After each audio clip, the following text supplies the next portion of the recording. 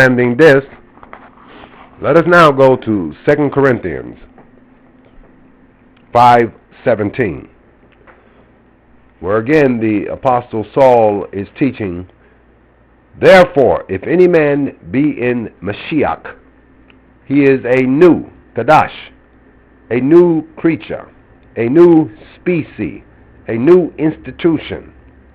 All things are passed away. Behold, all things become new. New. Old.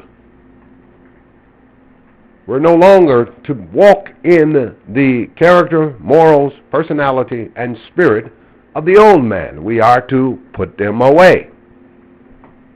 We are to put on the new man. That means the old man is not acceptable to Elohim. Therefore, he has given us a remedy through the Mashiach Yeshua. He has inaugurated a new covenant by which we are to receive the power of the Ruach HaKadosh, Holy Spirit, and in that power gain the ability to fulfill the righteous standard of the Torah. This is taught clearly in the Word. Thus did Paul say in 1 Corinthians 7:19, neither circumcision nor uncircumcision matter, but the keeping of the commandments. It was of vital importance in the teachings of the apostle that we keep the commandments of Elohim. This is what matters, because in these commandments, when complied with by the power of the Holy Spirit, giving us the ability now to do what we could not do in the flesh. In the flesh, we could not keep the commandments. We could not fulfill this righteous standard.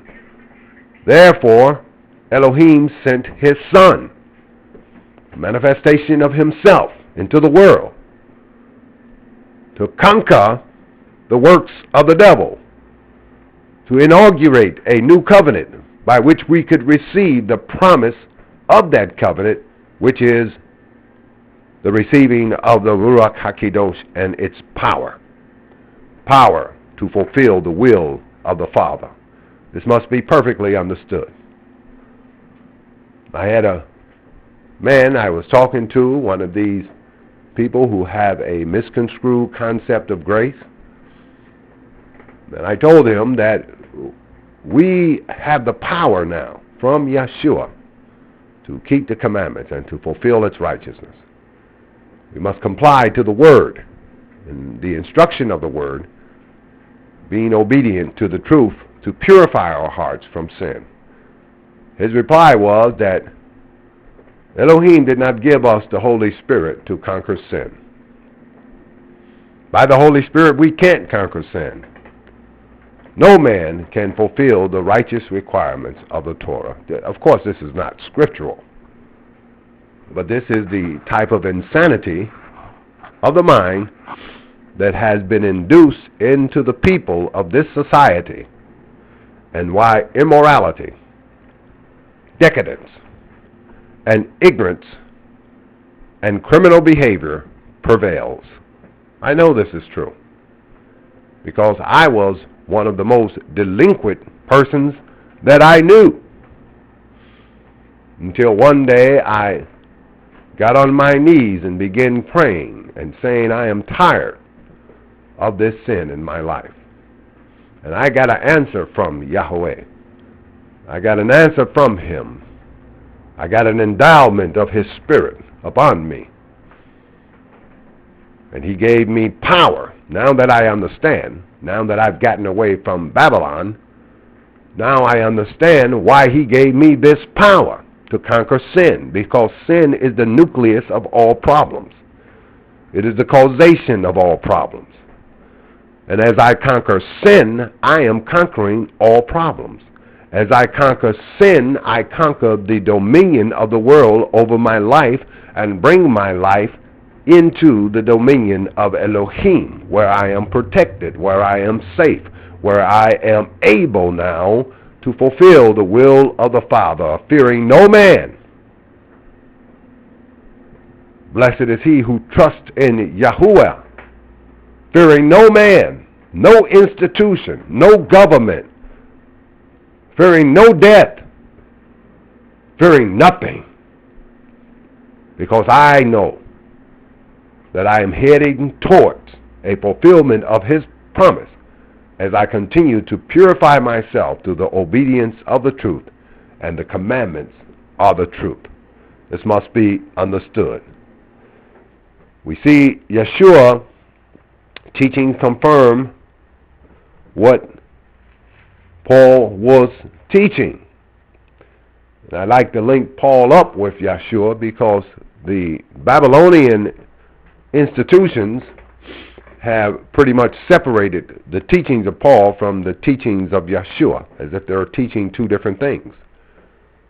That since Yeshua's death and resurrection, Paul has brought a more enlightening doctrine, and that many of the teachings of Yeshua is irrelevant, such as when the rich man came to Yeshua and said, "What must I do to enter into life?" He said, "If you desire to enter into life, keep my commandments." Well, they turn that all around, and I don't even want to mimic what they say because it's foolishness, and I don't like foolishness to come out of my mouth. But Yeshua teaches in John 14:23, he teaches us a great lesson. He says, "If a man love me, he will keep my words." Shomir. He will keep, he will guard, he will protect. He will bind himself. He will obey my words. And the effect of us being in a constant state of obedience by the power of the Ruach HaKadosh, he says, "And my Father will love him, and we will come unto him and make our dwelling with him." That means you will now are in a position to receive a divine presence from Yahuwah, dwelling of Father and Son. That is, the dwelling of divine nature that produces the divine truth. For Yeshua said, "I am the truth." And truth derives from divine love. You understand? So when he says we, he's not talking about two different people coming to hang out in you. He's talking about the two essential qualities of Yahuwah, substance and form, substance being the nature of the divine love, and from love produces truth, which is the divine form and order that he is formulating within us. But this is teachings that we'll get to that are a little deeper than what I do on audio. I stay basic on audio. The studies that are on the website goes a bit deeper and can explain these things to you so that you can have proper understanding. Just go to mysteriesofthekingdom.messianichebrews.com. Join the studies and enjoy, grow, develop, edify yourself and others by receiving and studying the true knowledge of Elohim. But let us continue. He says that if we keep his word, not some of his word, all of his word, from Genesis to Revelations, all the instruction of the word, all the scriptures are inspired by the Spirit. All the scriptures are relevant in our life. We just have to spiritually discern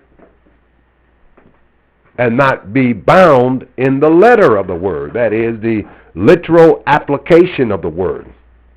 This is why Paul taught, he said, circumcision is of the heart now, not of the flesh. He didn't abolish circumcision. He just said it has transcended into a new level of application. This must be understood. As with all the rituals of the Torah, they are shadows of a reality.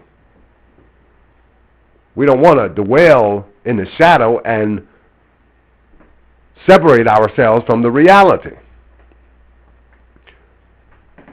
Because the shadow teaches us what the reality is. We just need to consecrate ourselves for receiving this message in a manner in which we can have spiritual enlightenment, by which we can appropriate the spiritual aspect of the Torah.